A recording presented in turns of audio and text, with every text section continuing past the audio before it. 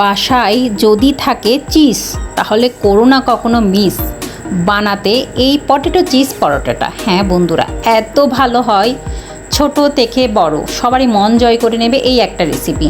ঝটপট সন্ধ্যার টিফিনে বা সকালের টিফিনও তোমরা বানিয়ে নিতে পারো, বাচ্চাদের স্কুলের টিফিনও দিতে পারো, বা তোমাদের বর মশাইকে খুশি করার জন্য টিফিন বক্সও দিতে পারো, সবাইকে দিতে পারো। সবাই ভীষণ খুশি হয়ে যাবে, আরে বাবা বাবা ক্যা বানালে, কি খাওয়ালে, সেটাই বলবে।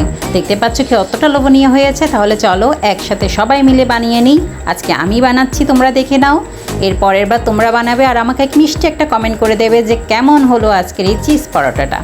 হ্যাঁ বন্ধুরা, খুবই কম উপকরণ দিয়ে তোমরা চাইলে বাসায় এই রেসিপিটা তৈরি করে নিতে পারো। তার জন্য লাগছে কি, ওই যে আমি আটা নিয়েছি, তোমরা ময়দা দিয়ে চাইলে তৈরি করে নিতে পারো। আমি আজকে আটা দিয়ে তৈরি করে দেখাচ্ছি। আটা দিয়ে তৈরি করলেও কিন্তু একই রকমের স্বাদটাই তোমরা পাবে।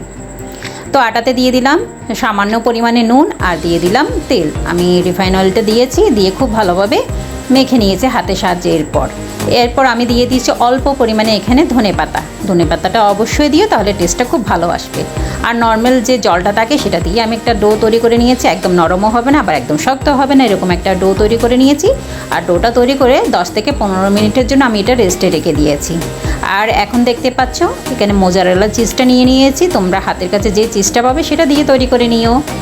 আমি বেশ অনেকটাই চিজ এখানে নিয়ে নিয়েছি। আর চিজের মধ্যে দিয়ে দেবো অল্প পরিমাণে নুন, আর দিয়ে দেবো ব্ল্যাক পেপার 1 টিস্পুন, আর দিয়ে দেবো এখানে কাসুরি মেথিটা দিয়েছি। কাসুরি মেথিটা দিলে খুবই ভালো টেস্ট পাওয়া যায়। তোমরা চাইলে অরিগানো দিতে পারো। আর এখানে দিয়েছি আমি চিলি ফ্লেক্স, আর দিয়ে দিয়েছি আবারও ধনে পাতা। হ্যাঁ, সবখানে কিন্তু ধনে পাতাটা তোমরা ইউজ করতে পারো এই চিজ পরোটা বানানোর সময়। এখন খুব ভালোভাবে মিক্স করে নেব। আর হ্যাঁ, অনেক সময় অনেক চিজের মধ্যে সল্টটা থেকে থাকে, তাহলে তোমরা নুনটা দিও না, সেটা স্কিপ করো। আর দেখতে পাচ্ছ খুব ভালোভাবে আমি একটা কাঁটা চামচের সাহায্যে খুব ভালোভাবে জিনিসটা মেখে নিলাম, অর্থাৎ মিক্স করে নিলাম।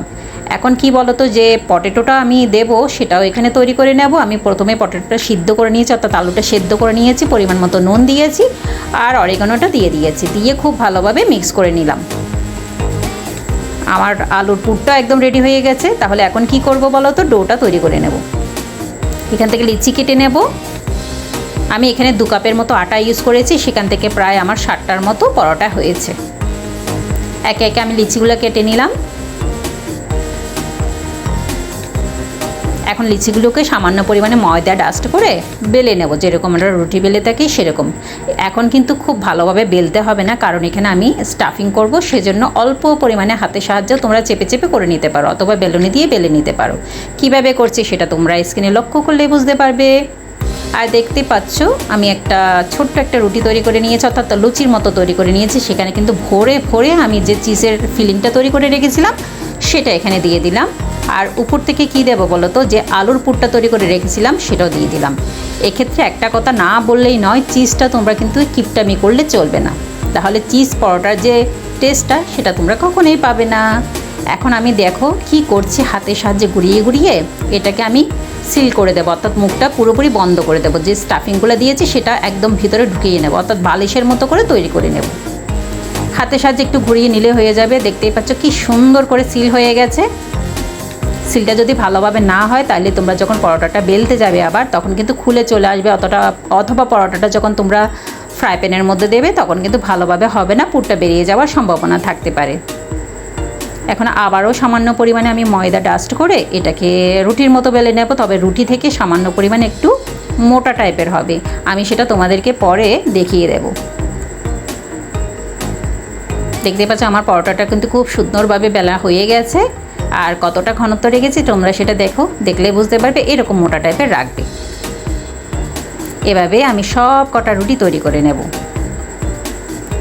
তৈরি করে আলুর পুরটা দিয়ে দিয়েছি। আলুর পুর আগে দাও বা চিজের যে ফিলিংটা আগে দাও, যে কোনো একটা দিলেই হবে। দিয়ে খুব ভালোভাবে মুখটা বন্ধ করে দেবে, তারপর রুটির মতো করে তৈরি করে নেবে। হয়ে গেল। কতটা সহজ তাই না? সত্যি বলছি, একবার বানিয়ে দেখো। বাচ্চারা তো খেয়ে বাবা করবে সেটা আমি জানি, কিন্তু সবাই বলছি না, সবার মন জয় করে নেবে এমনই একটা রেসিপি। সবকটা আমি বেলে নিয়েছি। এখন একটা ফ্রাই প্যান বসিয়ে ফ্রাই প্যানটা আগে খুব ভালোভাবে গরম করে নিয়েছি, তার মধ্যে একটা রুটি এখানে আমি দিয়ে দিলাম।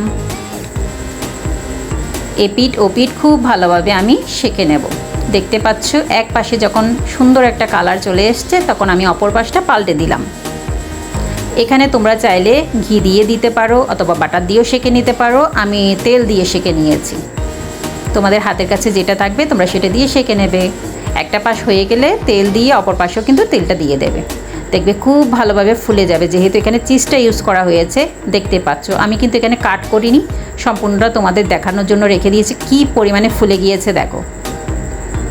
এখন কিন্তু আবার আমি উপর থেকে তেল দিয়ে আবার একটু সেঁকে নেব। একদম গোল্ডেন কালার হওয়া পর্যন্ত আমি এপিট ওপিট খুব ভালোভাবে সেঁকে নেব।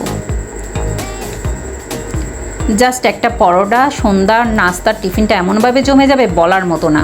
তোমরা রেস্টুরেন্টে গেলেও মনে হয় এরকম স্বাদ পাবে না। তোমরা যেরকম বাসায় তৈরি করে নিতে পারো, আর হেলদিভাবে তৈরি করে নিতে পারো বাসায়। এভাবে করে সব কটা আমি রুটি তৈরি করে নিয়েছি। কি সুন্দর করে ফুলে গিয়েছে দেখো। আর চিজে ভর্তি এরকম পরোটা আর কিছু লাগে বলো? তাহলে আজকের এই পটেটো চিজ পরোটা তোমাদের কেমন লাগলো সেটা একদম জানাতে ভুলবে না। একটা লাইক করে দিও, হাইপ করে দিও, একটা মিষ্টি কমেন্ট আমার জন্য ছেড়ে দিও। আর হ্যাঁ, আমি আজকে পরোটাটা সার্ভ করেছি চিলি অয়েল সসের সাথে, টমেটো কেচাপের সাথে আর মেয়োনিসের সাথে। তোমরা যে কোনো কিছু একটার সাথে এনজয় করতে পারো। আর দেখো কতটা চিজ ভর্তি পরোটা, ইয়ামি লাগছে না? তাহলে বাসায় একবার ট্রাই করে দেখো। আর যদি ভালো লেগে থাকে একটা লাইক, হাইপ আর শেয়ার করে দিও ভিডিওটা, আর একটা মিষ্টি কমেন্ট আমার জন্য ছেড়ে দিও। তাহলে আজকের মতো এই প্রীতি তোমাদের কাছ থেকে বিদায় নিল। তোমরা ভালো থেকো, সুস্থ থেকো, টাটা, বাই বাই বন্ধুরা, লাভ ইউ অল।